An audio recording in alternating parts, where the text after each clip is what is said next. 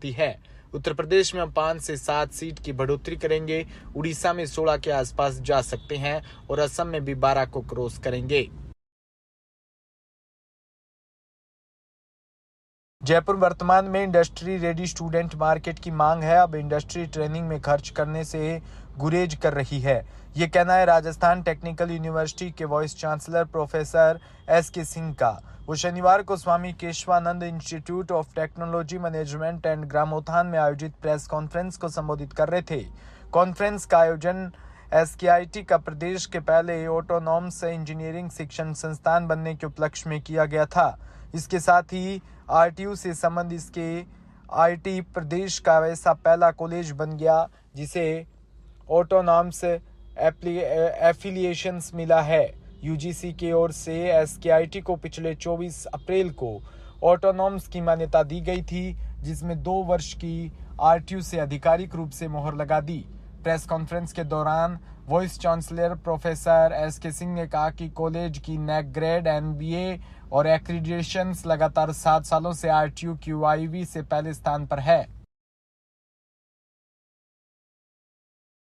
सब हमें बताते हुए बहुत खुशी हो रही है कि एसकेआईटी राजस्थान टेक्निकल यूनिवर्सिटी से जो एफिलिएटेड कॉलेज है वो पहला कॉलेज है जिसको ऑटोनॉमी का दर्जा दिया गया है। ऑटोनॉमी मिलने से सबसे जो बड़ा फ़ायदा होगा, अब ये अपने नए कोर्सेज इनको स्टार्ट करना है, अपने नए कोर्स स्टार्ट कर सकते हैं। नई डिग्री बीटेक प्रोग्राम नया स्टार्ट करना है वो स्टार्ट कर सकते हैं, मास्टर्स स्टार्ट करना है वो स्टार्ट कर सकते हैं। और दूसरा ये जो है खुद अपना क्यूरिकुलम बनाएंगे और उसका एग्जामिनेशन भी खुद भी लेंगे।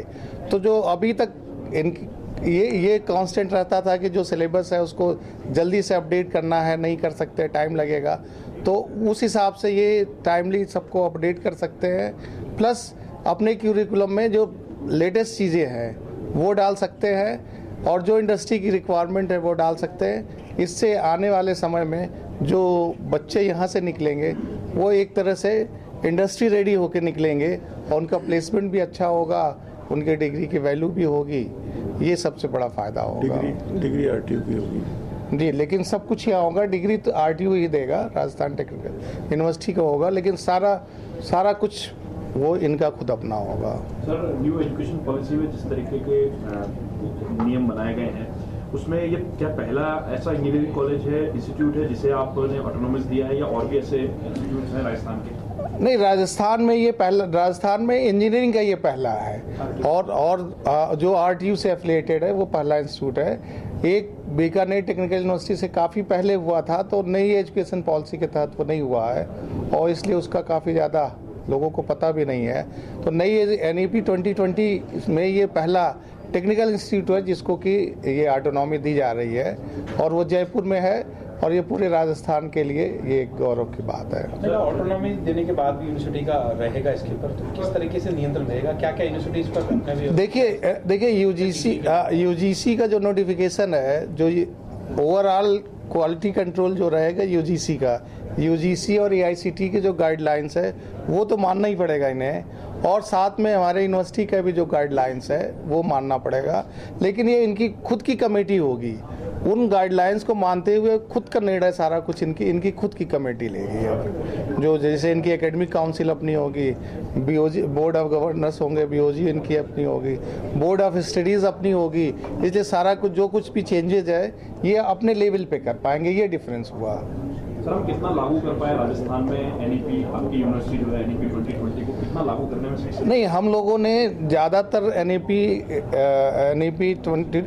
न्यू नेशनल एजुकेशन पॉलिसी को लागू कर लिया है।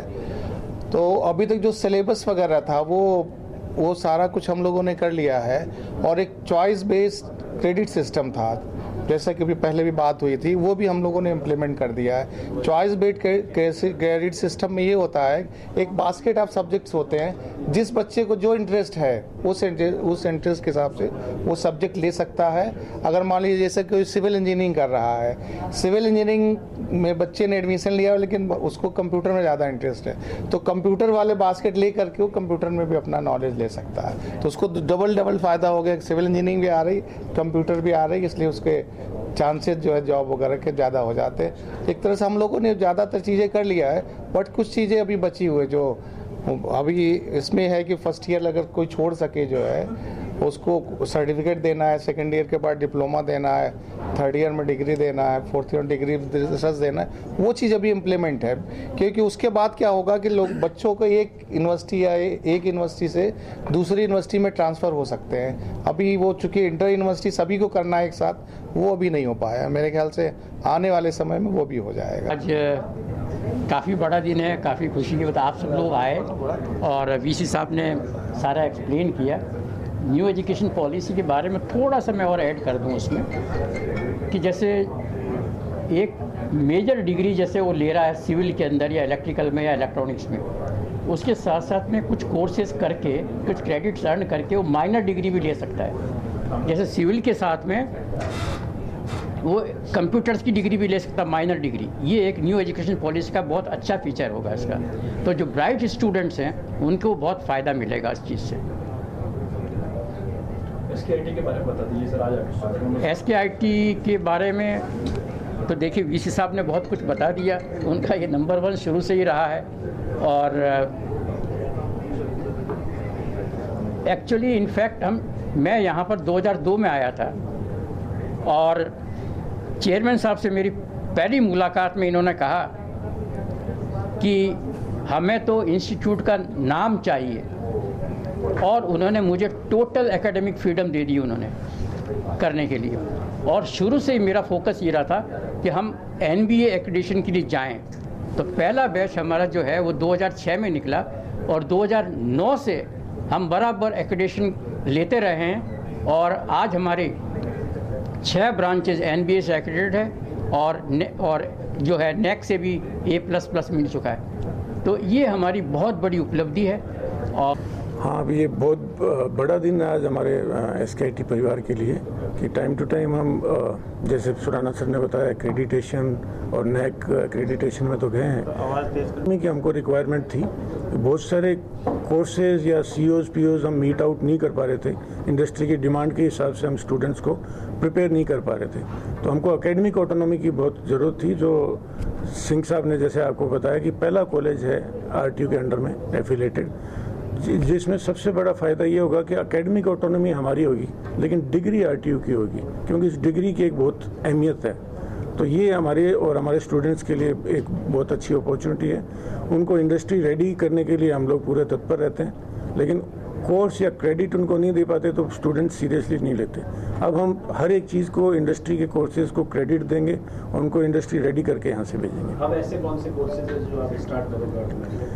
अभी जो एमर्जिंग एरियाज़ में 2 या 3 कोर्सेज हैं जो अभी 3 साल से कर रखे हैं, जैसे AI है, डेटा साइंस है, IoT इंटरनेट ऑफ थिंग्स है। ये कंप्यूटर साइंस में एमर्जिंग एरियाज़ के कोर्सेज हैं। इसके अलावा हम कोर ब्रांचेज में इंडस्ट्री टाइप्स होंगे, उनके कोर्सेज हम चलाएंगे जो कि अभी प्लान आउट हो रहा है। और उन्हीं के कोर्सेज के साथ में जो इंटर्नशिप होती है 45 डेज़ की, उसको भी हम फाइनल ईयर के अंदर 6 महीने की इंटर्नशिप लेके जाएंगे।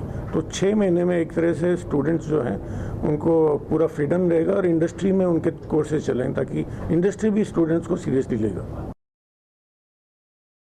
झालावाड़ से कबरजा पुलिस अधीक्षक ऋचा तोमर ने बताया कि पुलिस मुख्यालय द्वारा एक सर्कुलर जारी कर निर्देश दिए हैं कि विवाह समारोह में जिले के गांव बोरदा थाना सदर झालावाड़ में बिंदोनी